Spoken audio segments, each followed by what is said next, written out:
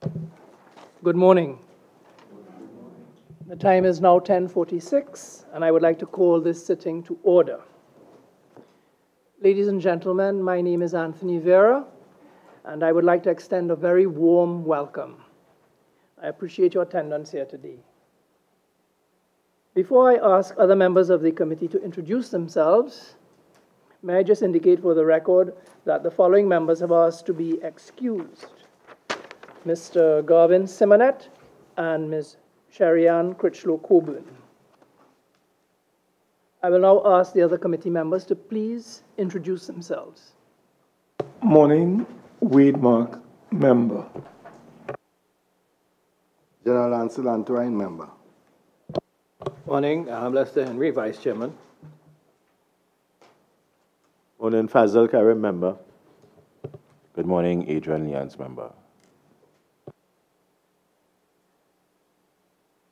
Thank you. And now, I know we have representatives from NFM, Ministry of Agriculture, Land and Fisheries, Ministry of Finance, and Ministry of Trade. So may I ask you to please introduce yourselves? Good morning. My name is Nigel Romano. I'm here in my capacity as chairman of the National Flour Mills.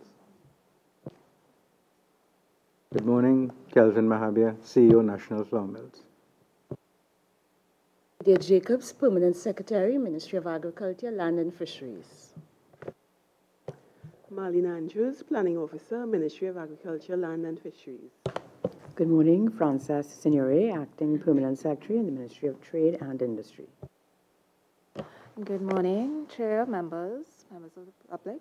Michelle Durham-Kisoon, Acting Permanent Secretary, Ministry of Finance.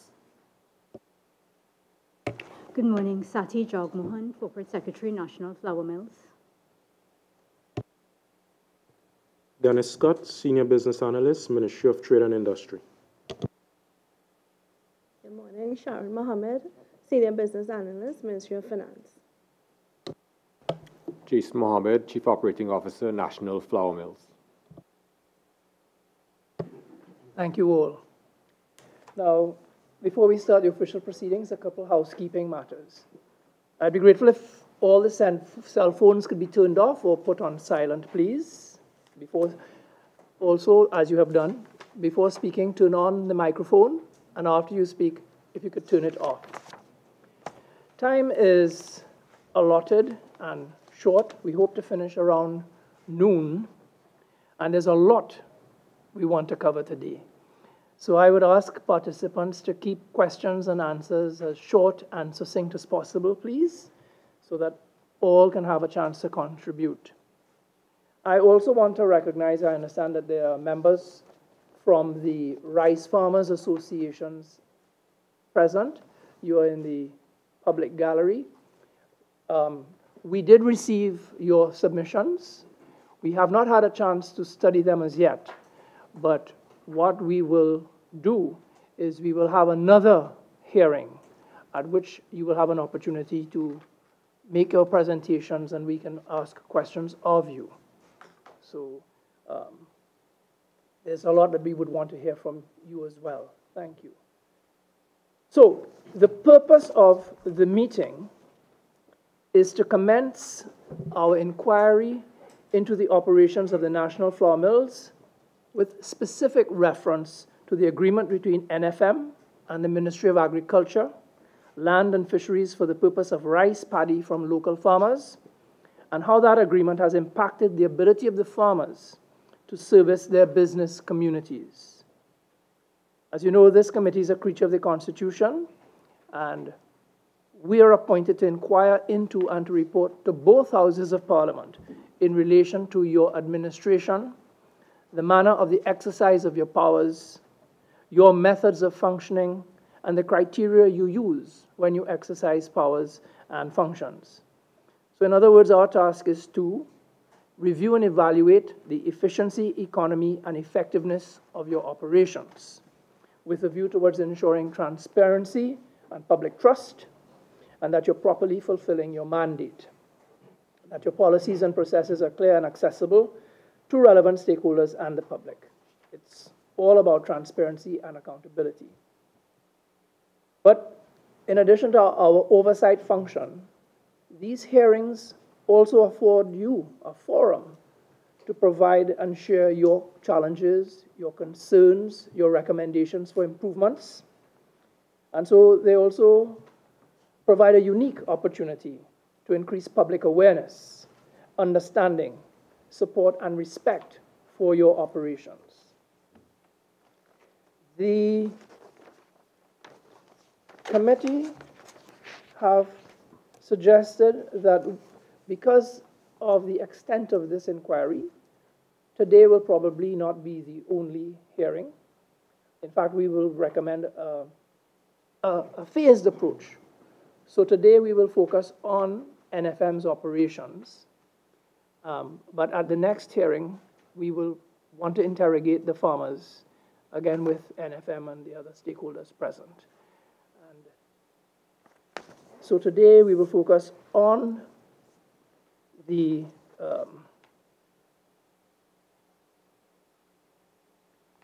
NFM's operations. And I would just like to remind you that this meeting is being broadcast on the Parliament Channel 11, Parliament Radio 105.5 FM, and the Parliament's YouTube channel. And viewers and listeners can participate by sending comments relating to today's engagement with Flour Mills, the Ministry of Trade and Agriculture, the Ministry of Agriculture, Land and Fisheries, and the Investments Division of the Ministry of Finance via email to parl101@ttparliament.org or on our Facebook page at facebook.com/ttparliament or on Twitter @ttparliament. Mr. Romano, we did receive your written opening submissions, so there's no need for you to read them all out to us, but we will invite you to make a brief opening and to provide us with some salient information about your company. Thank you, Chair. All protocols observed. The National Flour Mills is a company incorporated under the company's ordinance, and it is 51% owned by the National Enterprises Limited, which is an investment holding company that is owned, 66% of which is owned by the government of Trinidad and Tobago. The remaining 49% of National Flour Mills' shares are owned by the public of Trinidad and Tobago and the Caribbean. NFM has 3 strategic divisions and operates in a very competitive environment. Food and animal feed and imported and dry good food, animal feed, and imported dry good and grain are the 3 divisions. In the flour segment, our competitors include Nutrimix and Caribbean grain mills locally. We have regional competition from separate out of Jamaica, the Jamaica Flour Mills, Eastern Caribbean Flour Mills Group, and Barbados Flour Mills. We have also seen recently imports of flour coming from Turkey. In the feed segment, our competition are Nutrimix, Mastermix, and Central Feeds in the local market, and Jamaica producers and ECGC regionally. For dog food, we compete with all the big brands, Purina, Alpo, Mars, Pedigree, Arroy, and some smaller brands. Our 2 local dog food brands are Command Performance and Peromax. Our vision for Flour Mills is to be the most trusted food and feed manufacturer in the region. And our mission, our purpose, is to feed the region by meeting and exceeding global food safety standards, providing value for money and offerings while ensuring that we treat our employees fairly and equitably. Thankfully, Flour Mills has been very profitable over the last few years. We have averaged about $27 million in net after-tax profits since 2013. For the 9 months ended September 2018, we earned an unaudited profit after tax of $19 million. Our challenges, we are very mindful of the challenges facing NFM. These include the volatility in the cost of raw materials. Our major raw materials are imported wheat. We have to meet increasingly stringent quality food standards, and we are always concerned about the investments in plant and machinery, training and certification required to remain compliant with those standards. In addition to that, we are also very mindful of the trend to healthier living in terms of gluten-free products. Our products are not gluten-free. So our strategic focus in the short term is on completion of our SQF food safety program and certification, and while we continue to explore opportunities to diversify our revenue streams and move into new markets. Thank you, Chairman. Thank you. So the floor is now open. I believe, Mr. Karim, you had some questions. Thank you very much, Mr. Chairman. Let me add my words of welcome to all of you, officials and those in the public gallery, to this very important inquiry that we have been tasked with. I want to start with respect to the rice aspect of it, as the chairman indicated, what are the areas of interest. If you can be able to advise us of the volume of rice that is consumed in Trinidad and Tobago annually, how much in your research, or what figures do you have to tell us about that?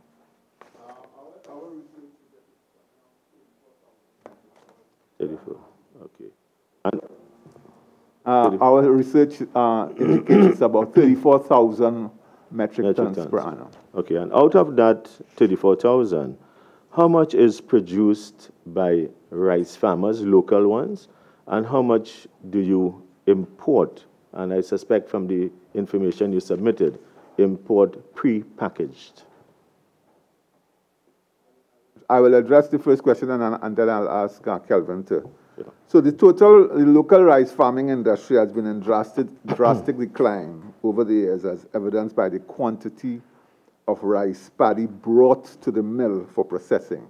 So NFM, on behalf of the government, buys rice paddy on behalf of the government from the farmers. And that paddy is graded. There's grade 1, grade 2, grade 3. And the government guarantees the price of the paddy. So for grade 1, I think it's something like $2.99. For grade 2, it's $2.85. And I think there's another grade, but about 60% of the paddy is grade 1. In 1992, approximately 21,200 metric tons of paddy was processed, declining to 2,859 metric tons in 2013 and 1,893 metric tons in 2015. Last year, 2018, we purchased only 585 metric tons of paddy. That paddy is then converted in 60% yield in terms of rice. So if you take 60% of 585, you will get the amount of rice that was derived from the paddy in 2018. We then use the rice produced for two things. One, as input into our feed, into the production of feed, and to use brown rice, and which we sell on the market. Of the 34,000 metric tons I referred to earlier, most of that is parboiled rice, not white or brown rice. And we don't produce parboiled rice in Trinidad. So I'll turn it over to Kelvin to deal with the imports. In terms of imports, NFM would import under 1,000 metric tons of rice each year. The industry, as indicated earlier, consumes the 34,000 tons of rice. In fact, in some years it has gone up even beyond that. More recent numbers have suggested that it's climbing. And close to 80% of that total volume is parboiled rice. And Trinidad doesn't have the capability to produce that. The bulk of the other rice would be like basmati and jasmine and so on, so that you get the imports coming in from the Far East, with the parboiled rice coming from mainly Guyana and South America, Brazil. With respect to the rice, that the quantity that the chairman and yourself now alluding to, and I'm dealing here now with the local rice farmers, the Paddy. All of that you would have bought from supplied by the local rice farmers, would that have been milled only at NFM's facility in Carlsonfield? Yeah, what we purchase, we mill. There are other small mills in the country that also take rice from their own production, rice paddy, and mill those into... Of the percentage that you would have bought from the local rice farmers, the paddy, and milled at Carlsonfield, in fact, I should ask, is the mill operating at what capacity and for how long? The mill is operating at about 15% of capacity, and simply because there's insufficient paddy. The mill was designed to do close to 20,000 tons of production when it was set up originally. It was set up many years ago, but was refurbished about 20 odd years ago. And at that point in time, there was sufficient paddy for running the mill practically flat out. Currently, the paddy, as you heard earlier, is much lower because we just acquired about 585 tons in 2018. What percentage of the milled paddy locally would you say find itself through NFM on the shelves for human consumption, and what percentage is used for animal feed?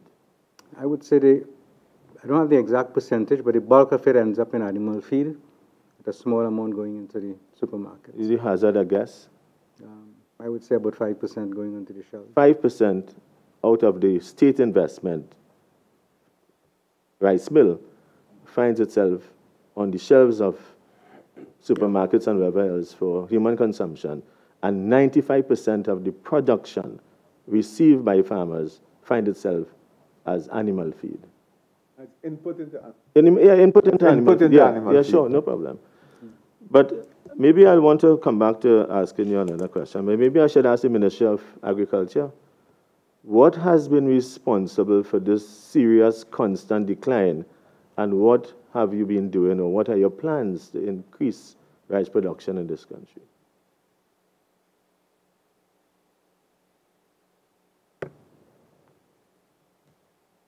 Chair, there are a number of, as far as my research would say, there are a number of reasons for the decline in the rice production. In doing some research, there was the issue of, I recall, the river swamp, when farmers were removed from the swamp. And in doing research, I have noted that farmers have also gone into other areas of more profitable production. And those are some of the issues which I am aware of. An agreement and an oversight by the ministry to ensure that where lands have been extended for the cultivation of rice, that is maintained and not be used for any diverse purposes? I am not aware that the lands that have been allocated for rice have been otherwise used. I am not aware of that.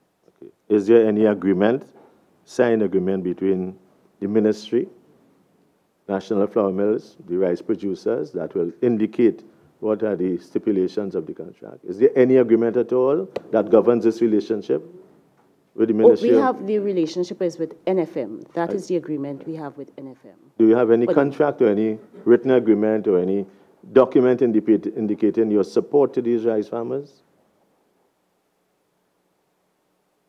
I guess the policy positions of the government and therefore the ministry would indicate its support for all farmers, inclusive of rice farmers.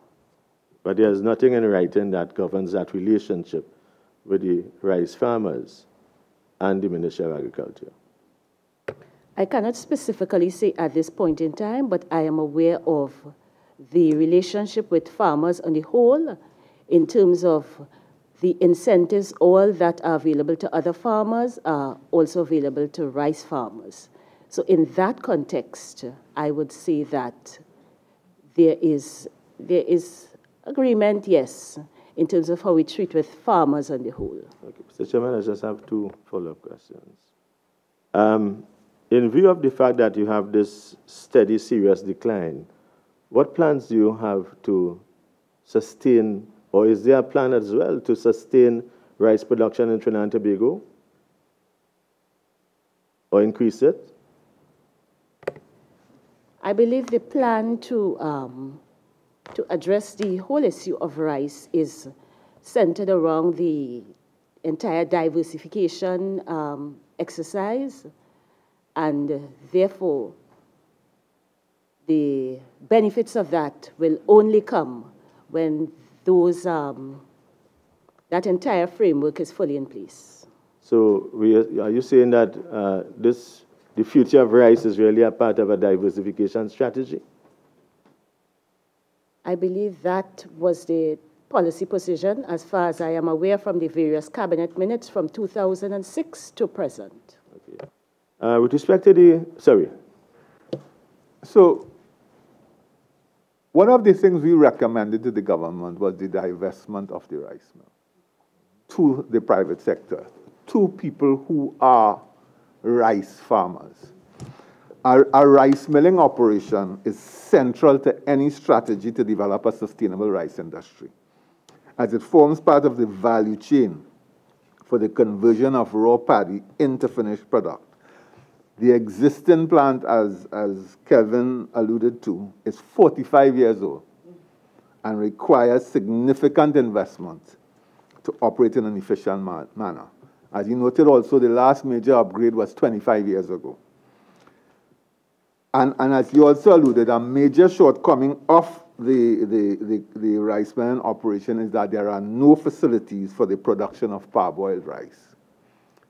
So what NFM recommended is that we identify an investor who is involved in rice, who will upgrade the mill and invest in a parboiling facility, right? To make it viable, that facility would need to be processing at least 12,000 metric tons of paddy per annum, all right? Given the current levels of local paddy production, any investor will have to import paddy. In addition to that, we recommended to the government that they continue to provide technical and managerial assistance to the farmers and to address some of the major concerns with the industry, including getting better seed stock, which is genetically suited so that you get increased yield, improve irrigation and drainage. All of this is part of the technical assistance that is required. Support and training repest management and soil technology to improve yields, and of course security of land tenure for the farmers. Okay, I know these were the recommendations. Yeah, I know some of those, and you would have written into that. But there's also something that you sent in as a response to one of the questions, and I just want to read it.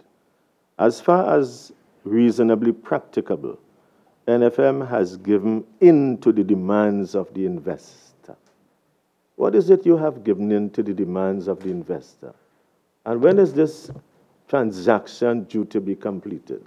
So I want to know, first of all, what is it? Now, you wrote this in here. What are these demands that you have given in to the investor? Yes, I read that as well, and I asked the question, given in, because we did not give in. What we did was accommodate a lot of the requests of the investor. and to arrive at what we consider to be a win-win situation, giving the investor, the identified investor, the opportunity to invest while ensuring that we had to alleviate the risk involved. So so my thing is, I can tell you, we did not give in. That was a very unfortunate turn of phrase. We negotiated and as far as possible, worked with the investor to arrive at a win-win solution. What in terms of the win-win for the investor have you considered that will allow him to win? One of the things that we had to consider was that we were moving from an environment of a state-subsidized arrangement into what would eventually become a pure commercial type arrangement over a period of time. And one of the things that we negotiated with the potential investor was the question of a transition period where you would have certain things operate and to be phased out at a particular point in time so that there will be continuity in terms of some of the current arrangements that we have until such time that the industry is able to accept the market prices. At the end of the day, we had a transition period agreed where during that time, the investor would be looking at putting up the parboiling facility. So that would allow the facility to be built. So by the time the transition came to an end, there'll be an operating parboiling facility which would utilize the paddy from local production, but also have to import paddy because the footprint of the plant is such that you cannot be commercially viable on the small amount that we produce locally. And over a period of time, that the industry, with the assistance of the Ministry of Agriculture and so on, along with the investor and farmers, would work towards improving and increasing the production in Trinidad of paddy, such that the import content drops off and more local production takes place over a period. All right. Just my final question with respect to, at this time I'll come back on for another round with the chairman. But this investor who is going to take possession of this facility at Carlson Field, is it the entire thing, the plant, the property, the equipment? Is it the entire facility going to be available to the investor, or is it a part of it, or what is it? The facility at Carlson Field was demarcated into 3 zones, and one of those zones that include the plant would be the parcel that would be allocated to this particular project. The rest of it is part of NFM's own development of its own facility in central Trinidad. Division will have to take place? Yeah, we have already demarcated that on the chart here. Thank you. Now, I know Brigadier Antoine has a question and then Mr. Mark has a question, but I just wanted to ask a couple of things flowing from Mr. Karim. Is NFM meeting market needs, in your view? Yes, because the entire market, it's a competitive market for rice, so that there are a number of people in Trinidad who import rice out of Guyana and Brazil. And together with the dozen or so players who import rice, the market is satisfied for rice in terms of what is demanded. The main importers in Trinidad, some of them are much larger than NFM in terms of the import that they do. And given that the bulk of production ends up as animal feed, are NFM's products up to mark and desirable from a consumer's point of view?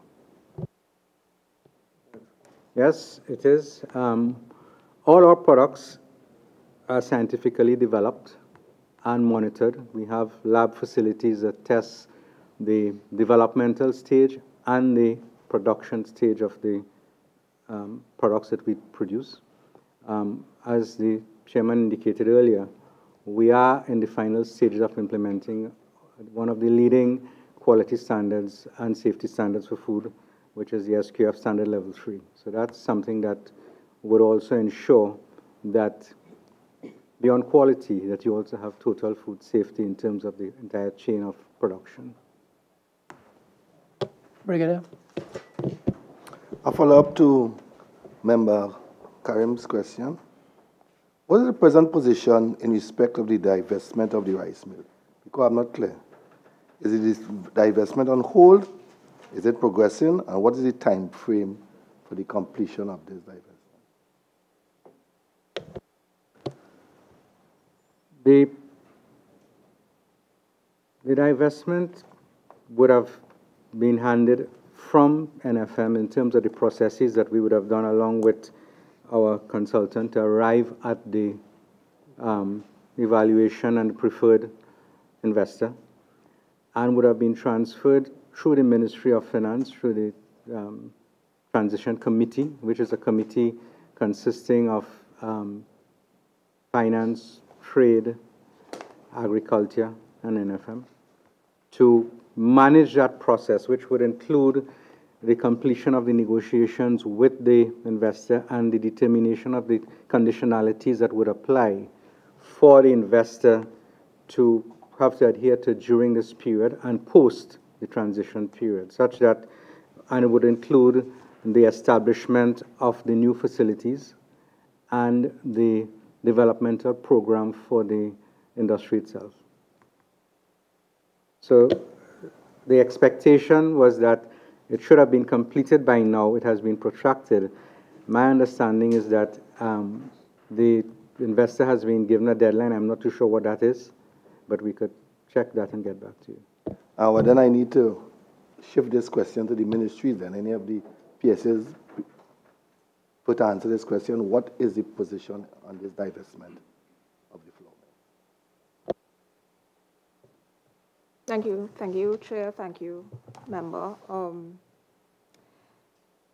My understanding is, and the CEO is correct, the transition team, the negotiating team does comprise the Ministry of Finance, Ministry of Trade, Ministry of Agriculture, NFM, and the NEL.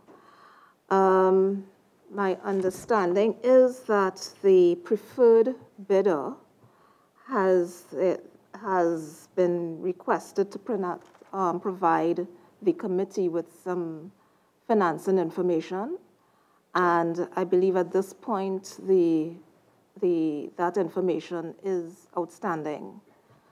I would like to ask my senior business analyst if she has any additional information on that. Hello? No, there's no further information. We are waiting, and negotiations are still ongoing. So how long has this negotiation been taking place?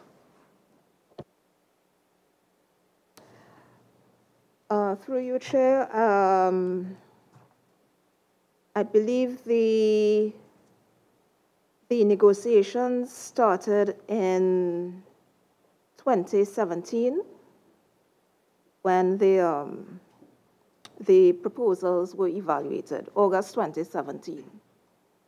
Right? And there were a number of negotiation points as agreed to by government. And I believe, as CEOs mentioned, there were some agreed points with respect to the transition period. But another sticking point is with respect to the leasing arrangements between the preferred bidder and NFM as regards to the amounts to be paid for that lease for the 5-year duration. These negotiations involve the parboiling facility, and when would we expect a completion date?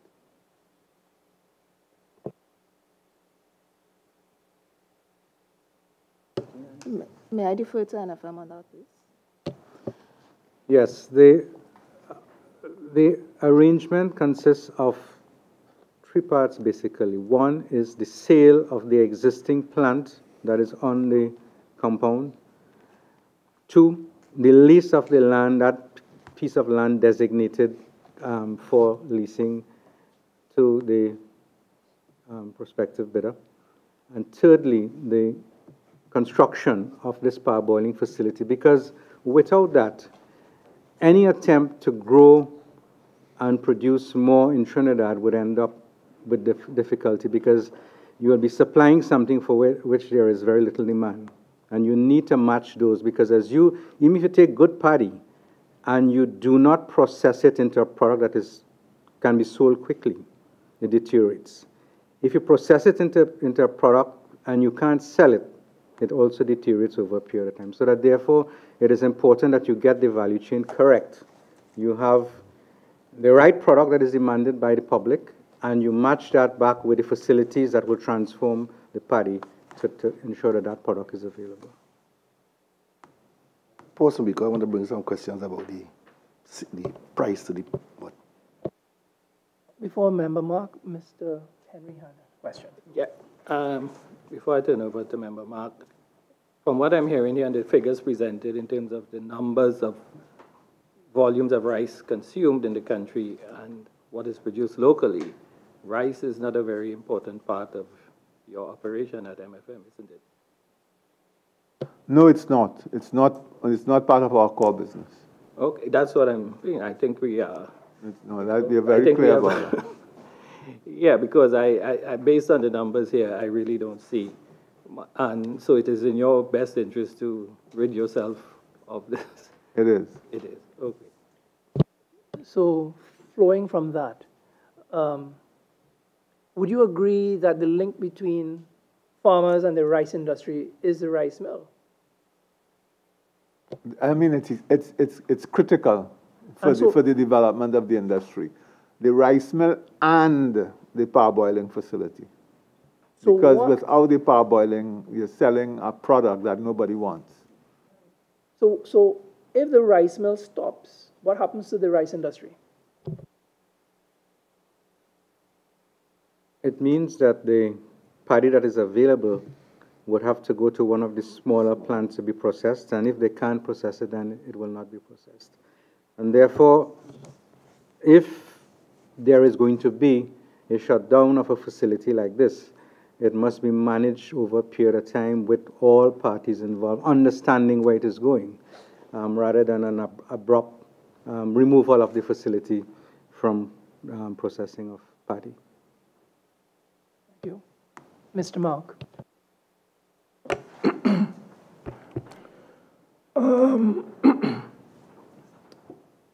Mr. Chairman, if I were to look at the vision of the company and dealing with the most trusted food and feed manufacturer, would you not agree with me, Mr. Romano, that rice production is a component or critical element in that vision of your company in terms of food and food security for TNT and by extension the region? Through you, Chairman, we are in business to add value to produce value. In this case, we would be producing flour and rice. However, we are a commercial entity and we have to produce that value at a price or a cost that is profitable. Given the current configuration of the industry, producing rice profitably is not possible. And this is why, given that it's not our core business, we deferred to people who understand the industry much better than us. Would you say that this was imposed on you? by the government. What was imposed on us? Rice production. If you go through the history, you will realize that back, I think, in 1985, the rice, the NFM was dragged into the rice industry. Subsequent to that, NFM bought the rice mill from the government and paid in shares, in additional equity to the government. Mr. Chairman, I think the Permanent Secretary in the Ministry of Agriculture attempted to share with us what your research as to the reason for the decline in the production of paddy.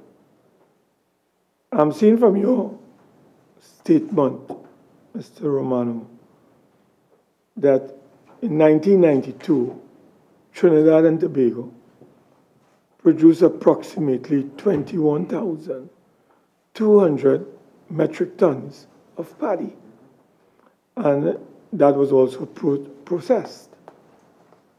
So from 1992 to 2018, we have come from 21,000 roughly metric tons to just about 585.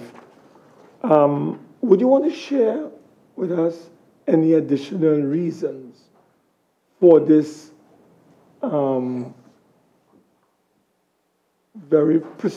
almost like a massive decline in paddy production, and whether you would want to see the payment system to farmers that was instituted by the former Prime Minister Patrick Manning, may his soul rest in peace, back then, and was faithfully carried out by the National Flour Mills until about 6 years ago. Do you think that that may have contributed to the decline in paddy production and the disappearance of scores of rice farmers? Well, what I can tell you is that one of the major reasons for the decline, and the Ministry of Agriculture can jump in after, was the removal of farmers from the Nariva swamp. I think that was a big supplier, if you will, of paddy. The government has maintained the subsidy because the rates that the government pays for paddy is higher than you would if you had to import it. So grade 1 paddy, as I said, is $2.99 per kilogram.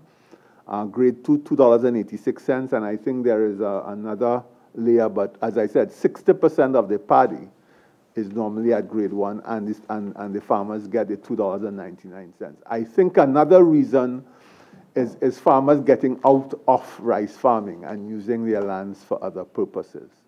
But I'll defer to the Ministry of Agriculture. No, well, I think that I think I've heard from the Permanent Secretary already. Could you indicate to us what is the total government subsidy at this material time to rice farmers?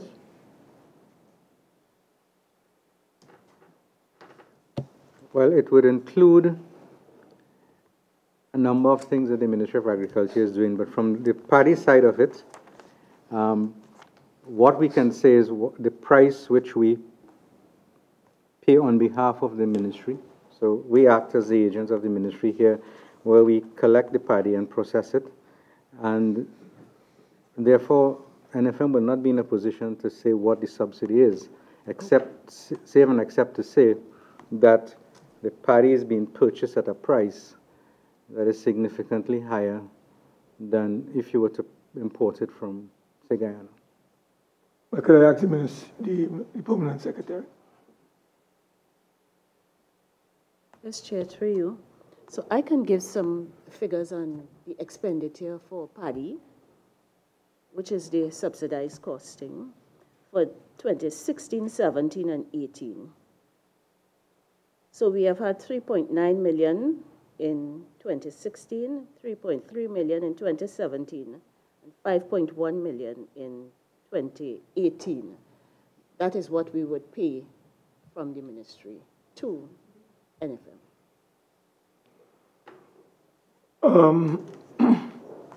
But given we were 2,859, just around 3,000 metric ton in 2013, according to the information I have before me. What would have accounted for this? They would have left Nariva swamp, I would imagine, years before. Are we still maintaining that farmers are giving up their lands for other purposes? Or is it that farmers are being frustrated because of the inability of the national flour mills to meet the payments on a timely basis? We have had many instances at the level of the parliament where matters had to be raised on behalf of farmers because of the late payment of their subsidies. And the blame has been squarely placed at the doorstep of the national flour mills. So I would like to find out, Mr. Romano, whether the national flour mills would have contributed to this scenario. Because what explains 3,000 metric tons in 2013 collapsing to 585 metric tons, produced by only 21 farmers by the end of 2018. Something has to be wrong, and some analysis must be made by the Ministry of Agriculture and by the National Flour Mill, or conjointly with the rice farmers, to find out what is causing. Because if this thing continues, in 3 years, there'll be no paddy, and the farming community would disappear. So I do not know what is the game plan or was the end game, but something is wrong. And I'm asking you, Mr. Romano, I know that you have just arrived on the compound, but I think it is pertinent to ask, what is the role of NFM in this whole situation when there was an agreement between the then government of Patrick Manning and the NFM to meet these payments, and they will be reimbursed by the government? What has caused NFM to renege on that and have the ministry come back?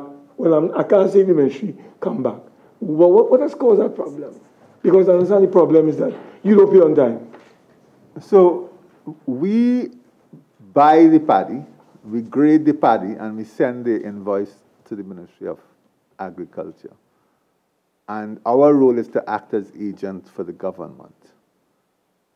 I believe there was some concern, and I may be wrong, as to the mechanism, whether we should pay and then wait, because as I said, we are a commercial enterprise. And therefore we have to be mindful of our cash flows and our management of our finances. I agree with you that the process and the whole system could be improved so that the farmers are not adversely affected. But I don't know if Kelvin wants to jump in. I believe there is room for improvement in how we manage the finance. You see, the reason why I'm asking this, my understanding, unless you prove me wrong, is that the National Flour Mills receives a management fee. So you don't work for free. You get a fee. So the government will reimburse you the amount that you put out, and you get a fee for getting the job done. Isn't that so? Correct me if I'm wrong. So you have to make a distinction between the amount we pay for the paddy and the cost to process the paddy and run the mill. We get the paddy, we process the paddy, and the cost of that is what the management fee covers. Any rice produced, we pay the government for the rice. So There is the amount paid to the farmers for the paddy, and the government has that subsidized rate. We take the paddy, we send the invoices to the government. The government is supposed to give us the money, and then we pay the farmers. The management fee is for running the mill, processing the paddy and the cost thereof, and then any rice that we take either as raw material for our feed mill, or our production of feed, or to sell to the public, we pay the government at market rates. So the part that we need to look at is the timing between when we send the invoice to the Ministry of Agriculture and when we get paid and if the government, I mean, this is something we can discuss.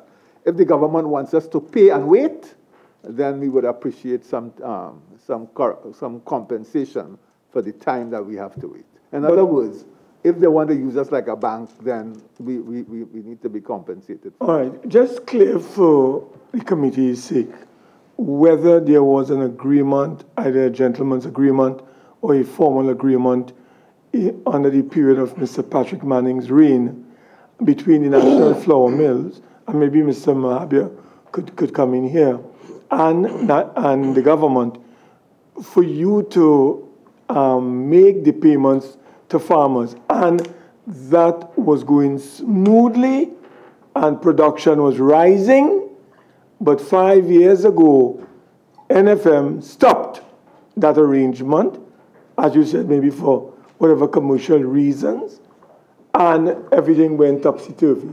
Can you share with this committee whether at any material point in time, NFM was responsible for payments to the rice farmers and would seek whatever reimbursement you would be entitled to for whatever you would have expended from the government? Was that an arrangement ever entered into between NFM and the farmers?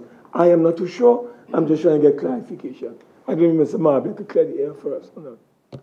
Unfortunately, I can't clear the air, but I could say that ever since I've been at NFM, the arrangement has always been one of acquire the grains from the farmers and submit the bills to the ministry, and we'd be reimbursed.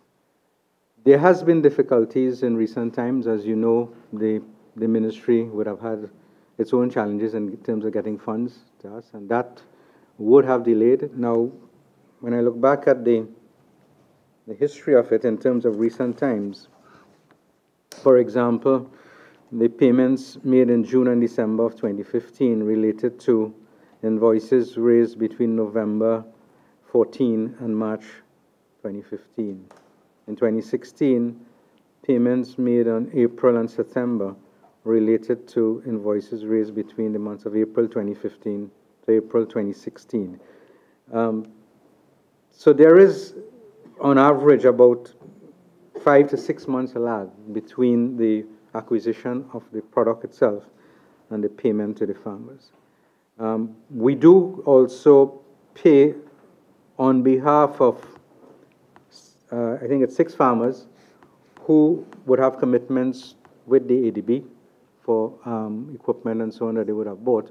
We do pay from the amounts due to them to the ADB prior to releasing funds to them. So this has been something that since I've been there now about 4 years, we've always had an arrangement where we would submit the bills and then be paid. So maybe we can go back and check in the history if there was a different arrangement, but I'm not aware of it.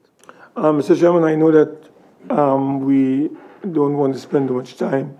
We're going to have the farmers later on, and I know that I've spoken for a while, but I want to go on after you go the second round to the whole issue of procurement. Mr. Leons. Chair, thank you. Mr. Romano, in your submission, you would have indicated that your operation is not at full capacity. And you also spoke about being able to, well, wanting to diversify with some of the products. What are the strategies that you have put in place, or what have you done to and the time frames in terms of the upgrading of your mills, and when do you expect to get some returns on that? Yeah, the document alluded to the fact that the current mill, the flour mill that is not operating at full capacity. There is no need to upgrade the current flour mill that we have. On the feed side, there's some work that we have to do on the feed side, but it's also not operating to full capacity. And that's more a requirement of what the market wants. And therefore, to grow beyond that, we have to export as much as we can. And not all products are capable of being exported well. For example, when you make pelleted feeds, if you export it and it's handled many times before it gets to its final destination, it powders, so that you have the customer at the end of the chain saying that, you know what, we got too much powder in this feed, it's not what we're looking for because the animals won't want to eat it. So that in terms of the changes that we are making, it is to use some of those products into value-added products like in the dry mixes and so on.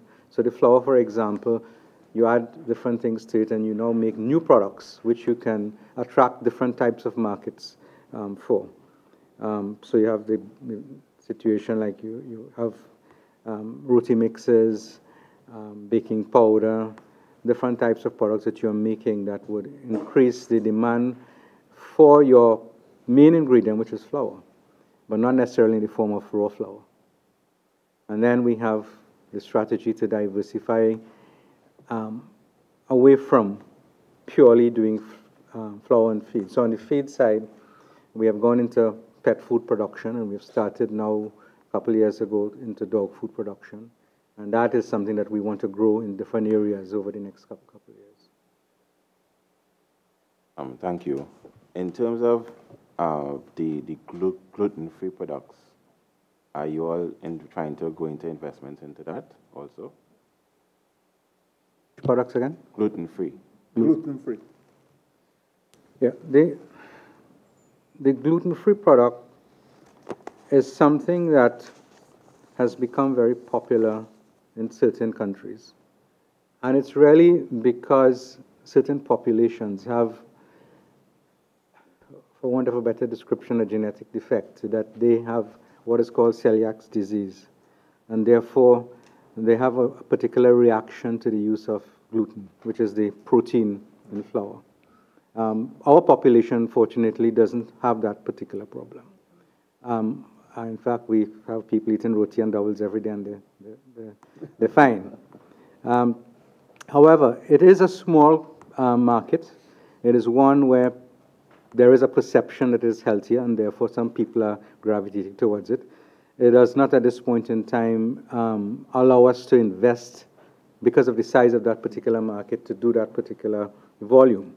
But it's a market that we are trending and following in terms of where, as the population ages, as the markets become more sophisticated, as they follow the trends in other countries, our product streams would also have to change too. The reason I asked that was because you indicated that the reason for not operating at full capacity was because you would basically cover the local market, and you were interested in diversifying some of the products and also interested in doing some export. Is it then that the direction of the export doesn't include the gluten? And is it then also that with these new products, the mill then will now be operating at full capacity? The new products, as I indicated, the mill is operating at about 65% capacity. When it was set up in 2006, thereabouts, it was designed to do the entire requirements of the country. And now there are a number of mills in the country, and therefore we are not operating at that 100% capacity. In fact, for a brief period in 2008, when the price of wheat went up significantly, the NFM got the entire market because the other private sector player shut his operations down because it didn't make sense. He was now producing at a cost that exceeded the price of the product in the marketplace. And NFM got the entire market at a huge loss because clearly you were producing each bag of flour at a cost that is higher than the price at which you were selling it. And that is a challenge that we have. So that what we have here is a situation where you want to move from that 65% of capacity up. The dry mixes, etc., would not necessarily take up 100% of the output. In fact, it is not desirable that any plant should operate at 100%. It should be somewhere in the vicinity of 80, 85%, so that you can do all of the requirements of maintenance and so on for the plant. Once it starts getting beyond 90, you have to start thinking about building an additional plant because it's now getting to the point where you can create more problems if something happens on the plant. So that we will see over the years an increase in the throughput of the mill because of exports of flour, which we are doing right now, and also because of the dry mixes that we are doing. That's on the flour side. On the feed side, the pet food business is going to improve the output of that particular plant. That's why we are spending some money in terms of ensuring that that plant is also gearing up to supply the pet food business. Thank you. Thank you. Based on your submissions and the appendices and some of the comments arising, I had some questions that I wanted to get clarification on, in particular relating to governance and how the company sees itself and the role it plays. All right? You have said that you are an indirectly controlled state enterprise, correct? And you have repeatedly said that you see yourselves as a commercial entity or a commercial enterprise. A pure commercial type arrangement. NFM is a publicly traded company? Yes, we are listed on the stock exchange. Right. And the objects for which NFM was established in the Memorandum of Association in 1972, those continue to govern the company? I would imagine, yes. You say that you have no line minister to determine operations on policy mandates. Yeah, that's the responsibility of the board of directors. And you do not provide information on documents under the Freedom of Information Act. That's correct. Now, that position was based on a legal opinion. That's correct. And I gather that that legal opinion continues to guide the company. That's correct. Now, I'm not challenging or questioning the validity of that opinion, but as our mandate requires us to inquire into your administration and the manner and exercise of your powers, it raises a number of interesting aspects that I would like to get clarification on. Now, according to the advice that was given, NFM is not an arm of government. That's correct. And government has no power to interfere in or to give directions to the board. Government has the power to change the board.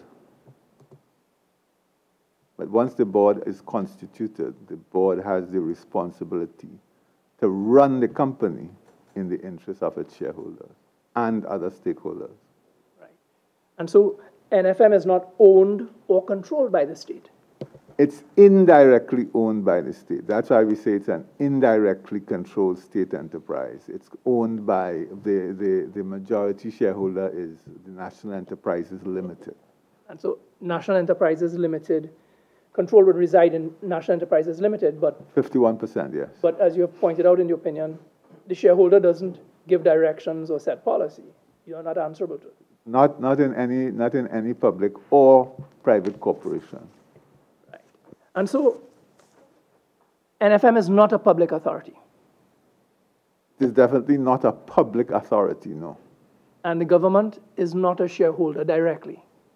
That's correct. And so the government does not own or control NFM. The question of control is an interesting one. It does not own NFM directly. It owns NFM through the National Enterprises Limited. And ultimately, it has control in its power to change the board. That's the ultimate control. And so, does the company get any funding from the state? No. So, given all that you have said, and if NFM's position as mapped out in the opinion is factually and legally correct, I wonder why you are here. You're not a state enterprise. Well, we are an indirectly controlled state enterprise, and frankly, I have absolutely no problem with transparency. So we are an open book, and that's how we run the company. Okay, and I'm going to ask the Minister of Finance some questions in a minute, but coming under to that. So under the State Enterprises Performance Manual, I know the company is listed as a state enterprise. It's listed under the manufacturing and agro-based services. But as a matter of logic and consistency with the legal opinion, under Section 66A of the Constitution, the State Enterprises Performance Manual does not apply to you. And so it may be of no relevance or consequence. Technically, it does not, but we are very mindful of the State Enterprises Manual, and we take it into consideration in running the company. Because it's good governance, it's good practice. So it has moral, if not legal force. Definitely. And I noticed you said at 4.4 that there are no guidelines, no written policies. Written policies for? The company, I think you said that. No. We have a lot of written policies. Where was it? 4.4. I'll come back to that. 4.4B. Yes. You said before 44. We had asked, has NFM adhered to its guidelines written policies? And the answer was there are no guidelines written policies. Matters are reviewed on a case-by-case basis, and decisions are made that are in the commercial interest of NFM.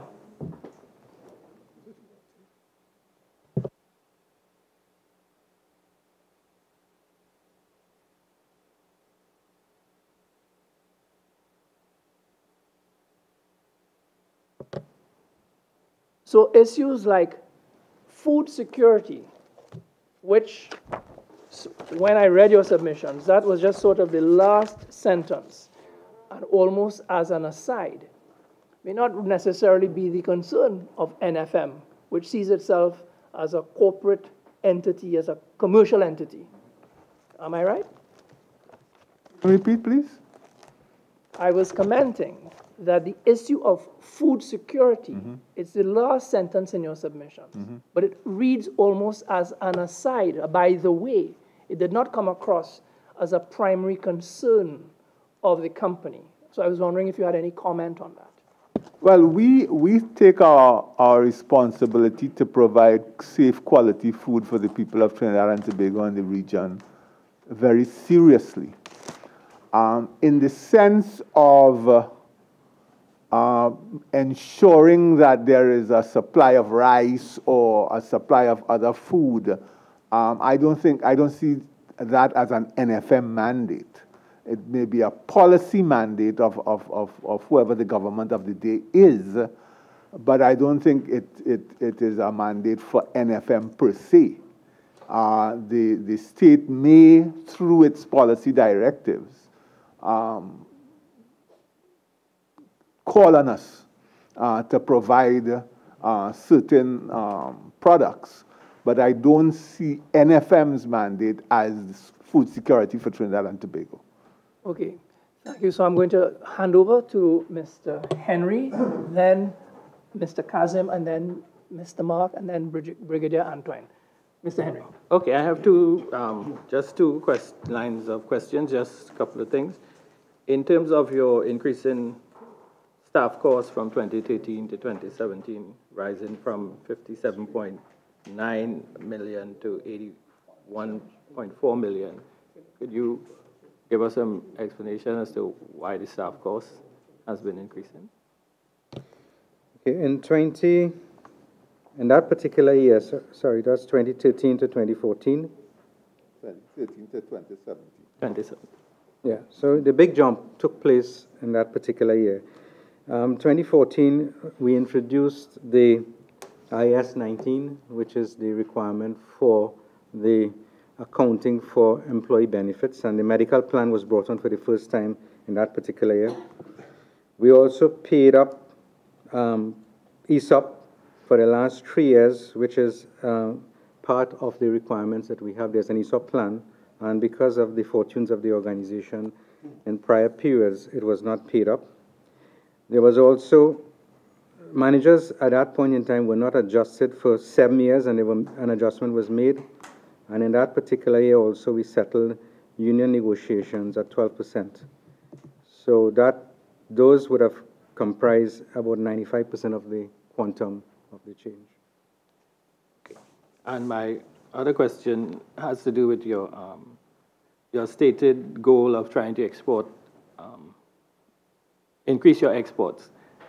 Could you just tell me, first of all, what are some of your core products in terms of the high revenue products that you are gravitating to, that you see the possibilities of expanding your business in, and what are the prospects of really increasing exports? It's two separate questions. So in terms of the current products, we export throughout the Caribbean, throughout CARICOM, and we also export a small amount of product into Canada and the United States. So we go from Suriname in the south all the way to Jamaica in the north. Can you name the products? I mean, can you give, we have flour, we have animal feeds, we have baking powders, all our dry mix products. So those are distributed throughout the region. As I indicated earlier, the intent is to expand upon those. We have attempted to go into Latin markets over the last couple of years. We did have a brief foray into Venezuela in end of 2016 or 17, early 17, which had its problems because the challenge was, of course, getting paid. And we entered into an arrangement initially where we were 100% paid up front, and then the second batch was 80% up front and 20% on delivery, etc. So that took us a while to recover that money. And future transactions with Venezuela, we have not been able to do any further transactions with Venezuela subsequently. The other Latin markets, we are in the process of getting registered, etc. So you have Cuba, you have the Dominican Republic, and we have made initial inquiries into Panama and Costa Rica, but there's nothing yet concrete there. And then we are looking at moving outside of the pure flour business, and that's a strategy that we are developing right now in terms of where this country can generate products that has high value added, that is food and agriculture based, that is going to be products with strong geographic indications that we believe has strong potential for growth, and therefore NFM in its capacity as a producer of food and with its linkages into the agriculture sector, we believe it's an important role that we can play in really diversifying the economy, which I think, we have been, as a country, trying to do for a long period. Okay, that leads to my final question. How far away are you from being a net foreign exchange earner? We are significantly far away from being a net foreign exchange earner. Approximately 10% of our product is exported, and our content, because we produce based on importation of grain.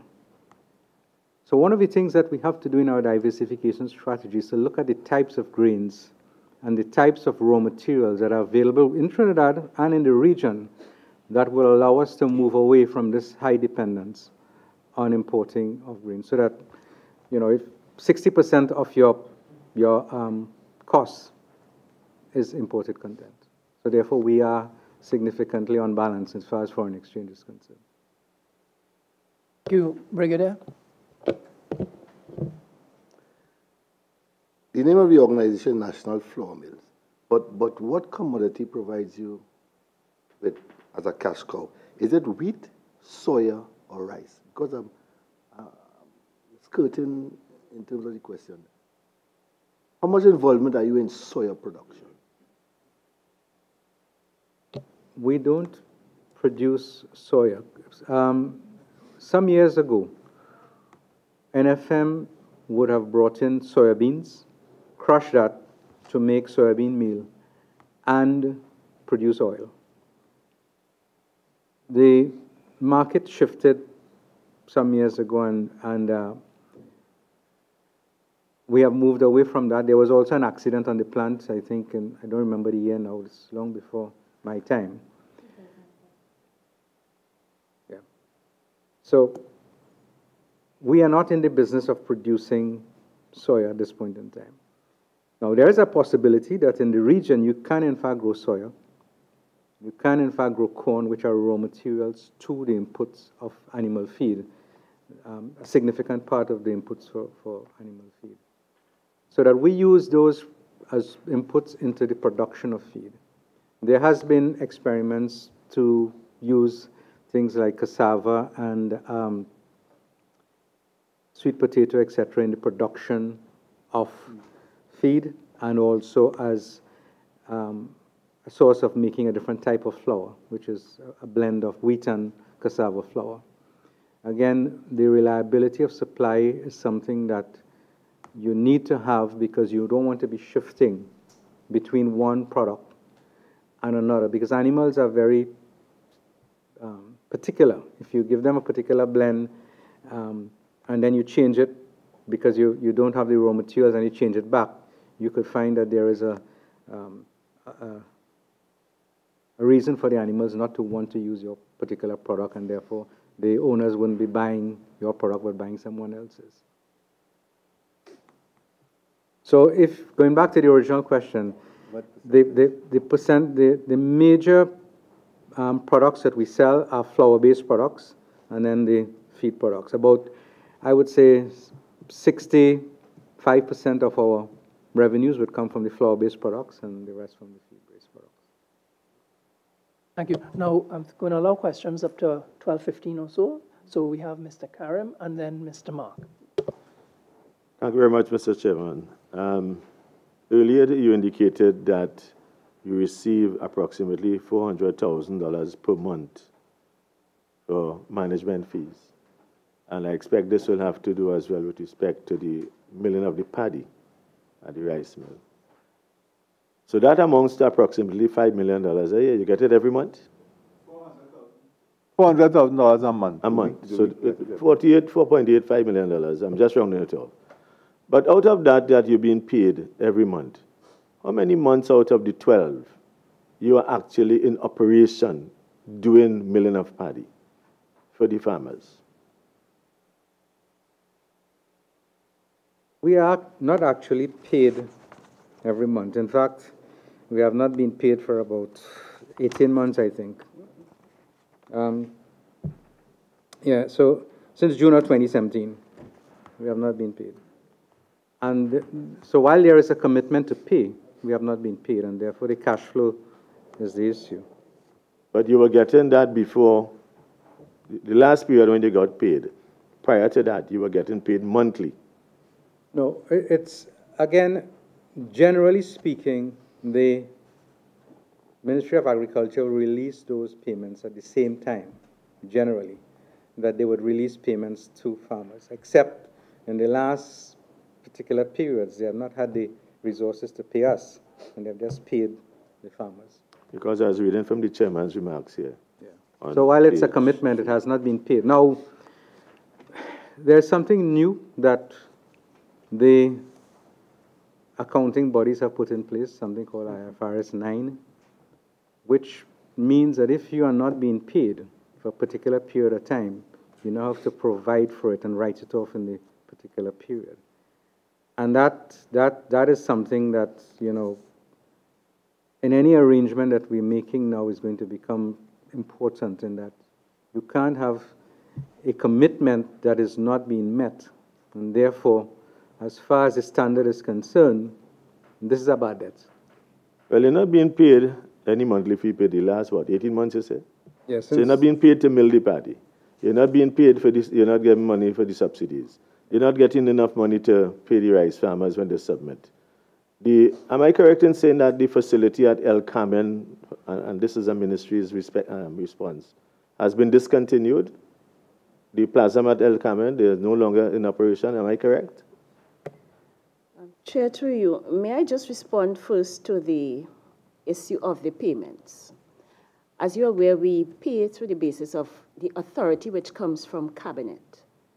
For the period 2017, there was a little anomaly in that the previous minute had expired, and in to and froing a bit with how far this had reached, there was a lapse. But we did get the authority which allowed us to pay from June 2017 to June 2018. We got releases. Subsequently, the Cabinet approval, we did get releases. We audited those invoices, and those were paid 10th, right? January the 10th. So that was an anomaly. That was a period that was not normal in terms of the payments. So how much money would you say farmers are currently owed? And for how many months? We also, I don't know how the invoices from September 18 to November 2018, we also paid that on January the 10th. Those invoices were received, I believe, around December.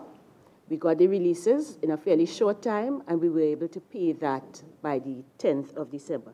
We don't have any outstanding invoices for Paddy. We do have outstanding invoices for the management fee. That will be July, August, September, and October, okay? But the vote has been expended, so we now have to transfer some funds to be able to What about with respect to the flooding that occurred last year? Do you have claims that have not been paid by these farmers for the loss of their fields and paddy and so on? The processing of those claims occurs at two main divisions, the Region North and the Region South. So that at the last, as at September, the last month of the fiscal, we were able to clear all that came into the ministry, barring one or two where there were queries. Any claims after that, they are still being processed. I would have checked up to last week, and we had not received them into the ministry's head office, where we will process and pay.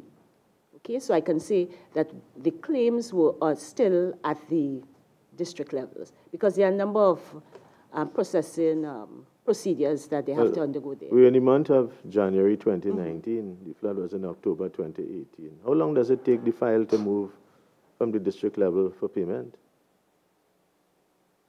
While these farmers have to face their financial institutions, mainly the ADB, and has the ministry been intervening in that regard to make representation to the ADB to assist them with some moratorium with their interest and their loans so that they wouldn't go bankrupt?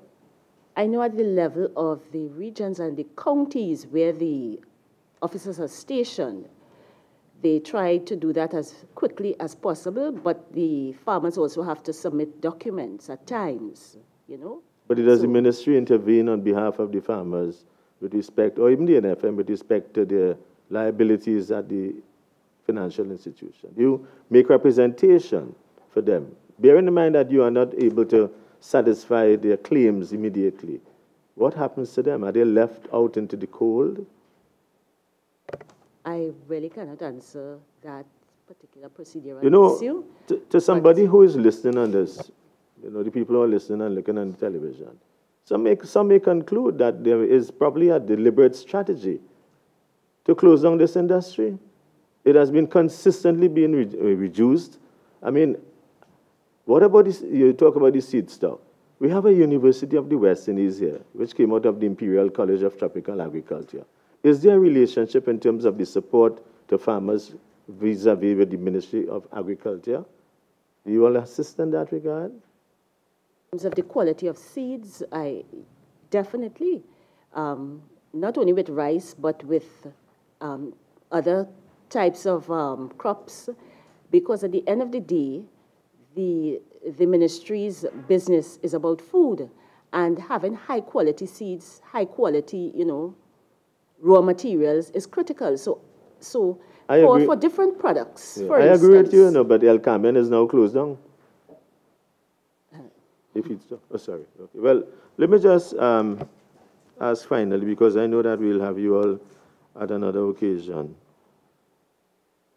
When I read the submission from the National Flour Mills, if I were an investor, I would say, oh, let's settle me up. Because I'll read it. It says here, Trinidad and Tobago does not have the resources to produce the required quantity and quality of paddy to satisfy the needs of Trinidad and Tobago. Even, and this is the important part, even, and this is your submission to us, even if the rice mill is divested to produce at full capacity, the investor will need to bring in paddy, and you are telling the investor where to get the paddy from, Guyana. I mean, I would like to continue at the next occasion, but I want to thank you. Thank you. Mr. Mark. Thank you very much. Mr. Chairman, I know we are inching closer and closer to closure. So what I would do is raise some questions, and I'll ask through you for the National Flour Mills to put in writing those responses to the questions that I would now seek to clarify. Now, in your submission on page 4, dated December the 17th, when questioned about NFM's adherence to tender rules and procedures, NFM stated, and I quote, "From time to time, there may be breaches." I would like to ask the following questions. And as I said, you can give me a summary and then put everything else in writing. Could you describe for this committee how and when these breaches occurred? What were the effects of these breaches? What actions were taken against the persons responsible for the breaches? Could you provide this committee with an update on the training done to prevent any recurrence of these said breaches? How will electronic tendering prevent or reduce the number of breaches? And I would also like to ask, Mr. Chairman, if Mr. Romano and his team could provide this committee with a comprehensive list of all projects approved, the value of each of these projects over the past 3 years, the name of the individual or organization or company that were involved, whether there were any cost overruns in these projects, and whether there were any issues resulting in what I call remedial work subsequent to the completion of these projects. And as I'm on that, Mr. Chairman, I'd also like to ask the NFM to deal with the whole question about the employment of consultants. I would like for the NFM to supply to this committee the number of consultants employed over the last 3 years, the value that each of these consultants would have received, the names of these consultants, the services that these consultants provided, the amounts of monies that were paid to each consultant, and the duration of these contracts. And finally, Mr. Chairman, litigation. Provide this committee with a list of all litigations over the last 3 years. Provide this committee with the names of the lawyers or firms, legal firms, that were involved in these litigations and defended NFM, the amount of monies that were paid to these attorneys or legal firms, and what is the status of these particular matters.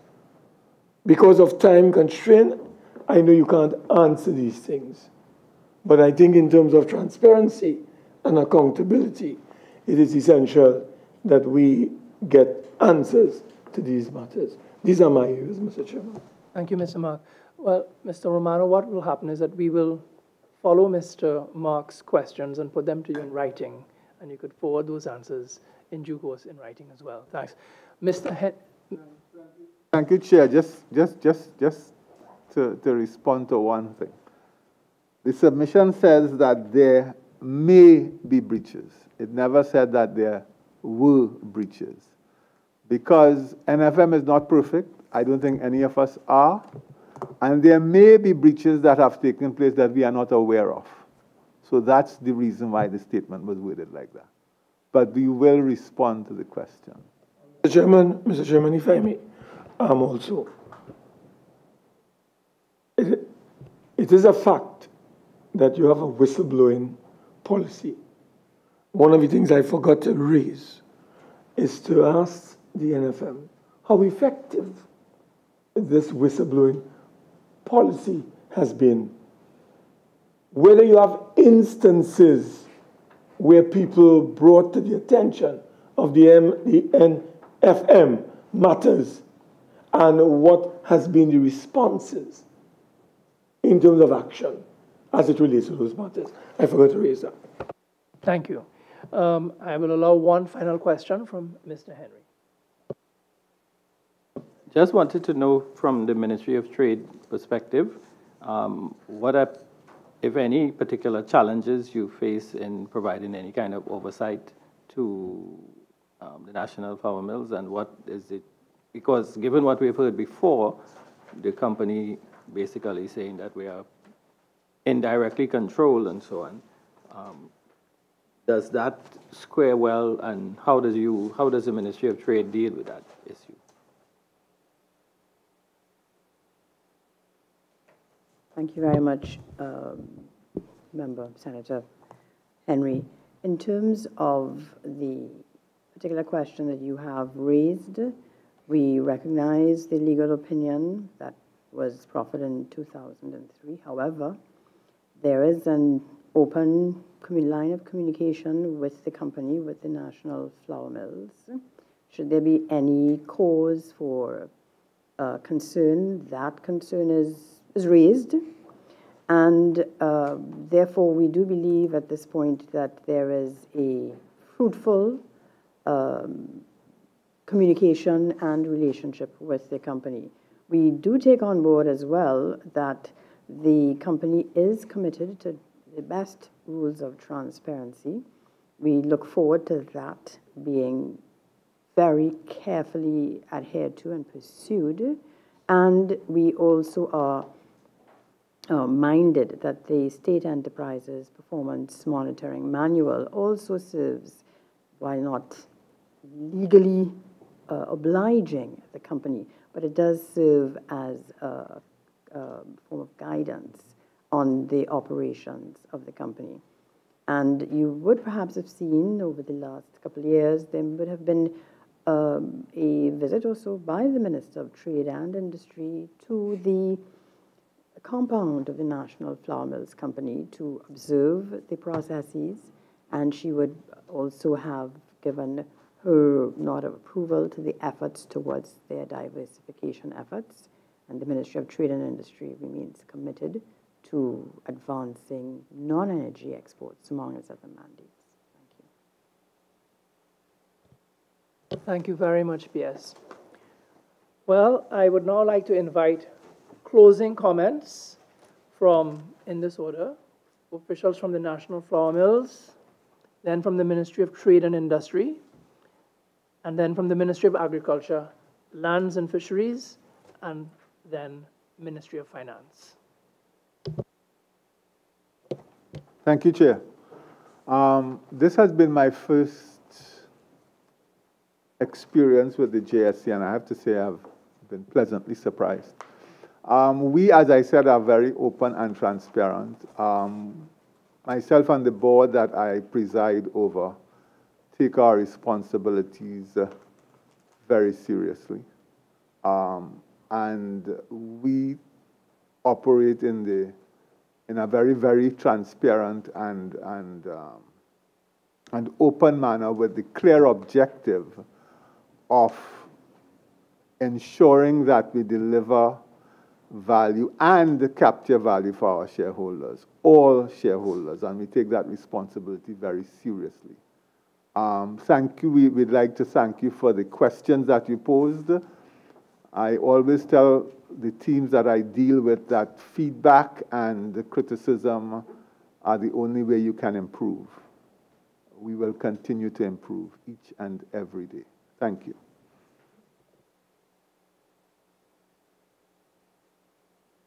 Thank you, Mr. Chairman. And the Ministry of Trade also wishes to record its appreciation for the opportunity to be part of this discussion and this inquiry. We do see this exchange of views and the questions posed, the concerns raised as being vital to moving forward and building a sound company and, in fact, a sound infrastructure that will bolster the economy of Trinidad and Tobago. And so we look forward to the further discussions and the proposals that came out this morning and afternoon. We do look forward to building on those recommendations moving forward. Thank you. Thank you. Ministry of Agriculture. Thank you, Mr. Chairman. We at the Ministry of Agriculture, Land and Fisheries also welcomed this opportunity to look at some aspects of our business as it relates to our farmers. And we want to stress to you and to the committee and the viewing public that we take this business seriously. As you know, agriculture spans a wide field from land regularization to the training and support that we will give to our farmers, to the research and technical aspects, and to incentives. It's wide-ranging, and we look forward to providing additional information so that all ambiguity will be cleared up. Thank you. Thank you. And Ministry of Finance, you have the last word. Thank you, Chair. Good afternoon. Ministry of Finance also welcomes this inquiry. We thank you for the conversations that we've just completed. We know it's an ongoing conversation, and we look forward to clarifying any misconceptions that may be there in the public domain. Notwithstanding the legal opinion of 2003, we do have an open dialogue with the National Flour Mills through the National Enterprises Limited. And we look forward to further conversations. Good afternoon. Thank you. Well, there will be further correspondence, and we will more likely have another hearing date. But I think, ladies and gentlemen, it would appear that this concludes our business today. And so I would like to declare the meeting suspended. And in closing, may I thank the company, National Flour Mills, ministries, the media, and the viewing and listening audience for your attendance. Thank you.